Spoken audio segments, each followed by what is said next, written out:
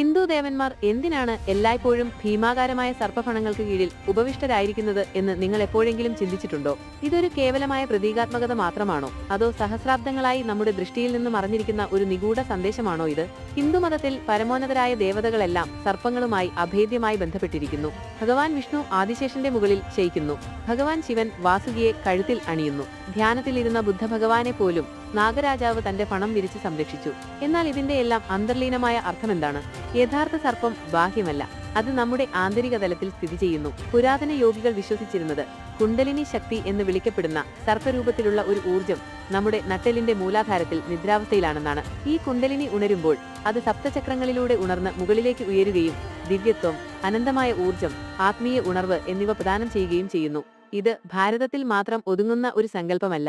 ഓരോ പുരാതന സംസ്കാരത്തിലും സർപ്പത്തെ ജ്ഞാനം, ശക്തി, ഉണർവ് എന്നിവയുടെ പ്രതീകമായി ആദരിച്ചിട്ടുണ്ട്.